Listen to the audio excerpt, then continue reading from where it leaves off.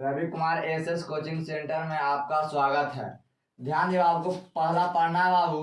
Present tense के बाबू पहला आपका पाठ है बाबू प्रेजेंट इंडेफिनिट टेंस। इसका कहता है पहचानने का नियम बाबू, ध्यान दीजिएगा। कहता अगर जिस हिंदी वाक्य क्रिया के अंत में बाबू ता हूँ, ती हूँ, ते हैं इत्यादि लगा रहे तो प्रेजेंट इंडेफिनिट टेंस का वाक्य समझना चाहिए। जैसे वह पढ़ता है, आप हंसते हैं इत्यादि। इसका पहला बनाने का नियम है यानी अफर्मेटिव सेंटेंस में बाबू। इसका हिंदी होता है अफर्मेटिव सेंटेंस के बाबू सकारात्मक वाक्य होता है। इसका स्ट्रक्चर बाबू ध्यान दीजिएगा। सब्जेक्ट प्लस V1 या V5 plus object plus OW।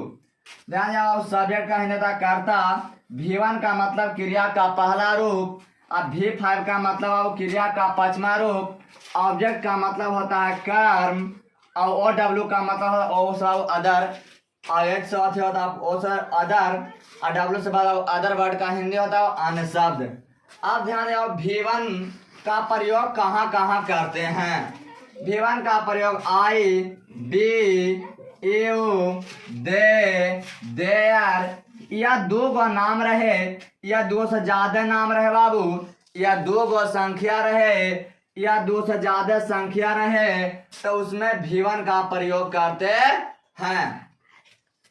आप कहता है ही बाबू, सी रहे, इट रहे, अगर एक नाम रहेगा या अगर एक संख्या रहे बाबू तो उसमें V5 का प्रयोग करते हैं। यानी V5 का मतलब होता है बाबू क्रिया का पांचवा रूप यानी वर्ब यानी क्रिया में एस या ईएस बाबू। जैसे कहता है राम आम खाता है, क्या बाबू, राम आम खाता है। कहता है राम इट्स ए मैंगो, कहा कि बाबू कोई भी व्यक्ति एक बार में एक ही आम खाता है। फिर कहता है बाबू आप लोग क्रिकेट खेलते हैं बाबू, तो आप लोग यू प्ले बाबू आधा क्रिकेट होता है।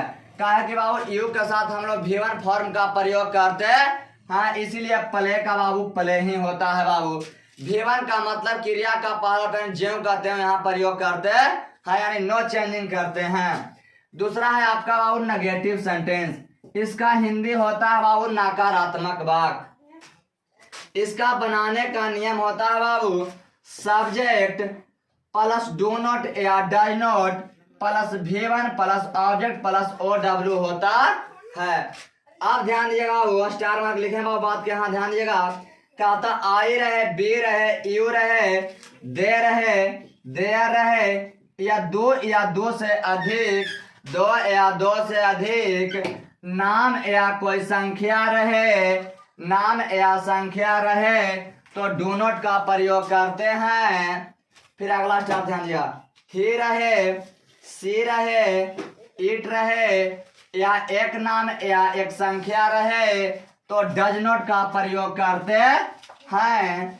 जैसे बाबू ध्यान दिएगा, मैं बाजार जाता हूँ तो मैं के मीनिंग हो गया आई बाबू, और आई के अनुसार देखिए आपको हम यहाँ पे लिखा है बाबू कि आई देखिए आई बी यू दे और दो या दो से अधिक या नाम या संख्या तो उसमें डू नॉट का प्रयोग करते हैं। इसलिए आई डू नॉट बाबू और जाना के मीनिंग गो बाबू, एक स्थान से जब दूसरा स्थान तक जाते हैं तो टू का प्रयोग करते हैं। इसीलिए बाबू I do not go to market होता है। अगला एग्जाम्पल है आपका, वे लोग नदी में नहीं तैरते हैं तो वे लोग के मीनिंग बाबू दे और दे के साथ आपका डू नॉट का प्रयोग करते हैं तो यहाँ हो गया they do not swim in the river. अगला एग्जाम्पल है बाबू, कहता है गायें मांस नहीं खाती है तो आप देखिए गायें तो the cows do not eat the meat बाबू। देखिए तीसरा आपका है बाबू इंट्रोगेटिव सेंटेंस।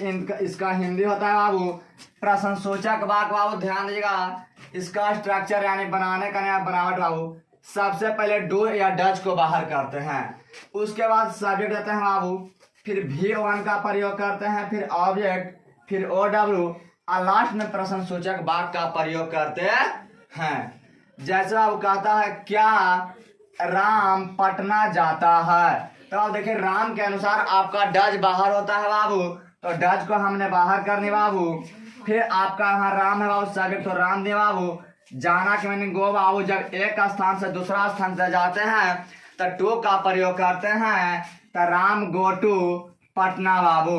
फिर कहता है क्या आप सोते हैं, तो बाबू क्या आप सोते हैं, आपके अनुसार डू को बाहर कर दिए बाबू। आपके मीनिंग यू और सोना के मीनिंग क्या होता है बाबू, स्लीप होता है। चौथा है आपका बाबू इंट्रोगेटिव प्लस नेगेटिव सेंटेंस बाबू, इसका हिंदी होता है प्रश्न सूचक नकारात्मक वाक्य। कहता है इसका बनाने का नियम बाबू, स्ट्रक्चर में बनावट, सबसे पहले डू या डज को बाहर कीजिए, फिर सब्जेक्ट दीजिए, फिर यहाँ नोट, फिर V1 object plus OW plus last में प्रश्न सूचक वाक्य का प्रयोग करते हैं। जैसे कहता है क्या दीपक नहीं नाचता है, तो दीपक के अनुसार डज को बाहर करते हैं बाबू। यहाँ फिर दीपक है तो दीपक बाबू, और नहीं के मीनिंग नोट, और नाचना के मीनिंग क्या होता है बाबू, डांस होता है। अगला है बाबू कहता है क्या वे लोग नहीं पढ़ते हैं, तो बाबू क्या वे लोग के अनुसार यहाँ डू बाहर करेंगे बाबू, तो यहाँ डू को बाहर कर दें बाबू। वे लोग के मीनिंग दे तो दे बाबू, नहीं के मीनिंग नोट तो नोट, और पढ़ना के मीनिंग रीड तो यहाँ रीड होता है। और लास्ट में यहाँ प्रश्न सूचक वाक्य, यहाँ प्रश्न सूचक वाक्य देंगे बाबू। अगला कहता है पांचवा बाबू WH क्वेश्चन वर्ड, यानी जब प्रश्न कब क्या कौन कैसे क्यों लगा रहेगा तब इसका बनाने का नियम होता है बाबू। यानी स्ट्रक्चर बाबू, सब WH क्वेश्चन को सबसे पहले बाहर करेंगे, फिर डू या डज बाबू, फिर सब्जेक्ट, फिर V1 object plus OW last में प्रश्न सूचक वाक्य का प्रयोग करते हैं। जैसे है आपका बाबू, ध्यान दीजिएगा, कहता आप कब चाय पीते हैं, तो आपके अनुसार अब कब है, कब के मीनिंग यहाँ भेन बाबू। अब आपके अनुसार डू लगता था, यहाँ डू को बाहर कर दिए बाबू। और फिर आपका मीनिंग यू तो यू, जब गर्म चीज पीते हैं तो टेक का प्रयोग करते हैं, और जब ठंडा चीज पीते हैं बाबू तो ड्रिंक का प्रयोग करते हैं। दोनों का मतलब होता है यहाँ पीना, लेकिन टेक है जो गर्म चीज के लिए प्रयोग करते हैं, और ड्रिंक है जो ठंडा चीज पीने के लिए प्रयोग करते हैं। तो चाय हमेशा गर्म चीज पिया जाता हो, तो इसलिए यहाँ टेक हो गया वो टी के, चाय का मीनिंग वो टी, लास्ट में प्रश्न सूचक वाक्य। अगला कहता है वह क्यों शराब पीता है, तो क्यों के मीनिंग सबसे पहले बाहर करेंगे बाबू, तो क्यों के मीनिंग भाई, और वह के अनुसार आपका डज हो बाबू। फिर वह यहाँ कोई पुरुष है बाबू, तो यहाँ हो जाता है ही। अब पीना और शराब, आपका ठंडा चीज पिया जाता है, शराब क्या पीते हैं बाबू, ठंडा चीज पीते हैं, तो इसलिए शराब के साथ क्या ड्रिंक लगता है, और यहाँ शराब का मीनिंग क्या होता है, वाइन, और लास्ट में प्रश्न सूचक वाक्य। अगला है बाबू आपका WH question word plus negative sentence, तो इसका बनावट यानी स्ट्रक्चर क्या होता है बाबू।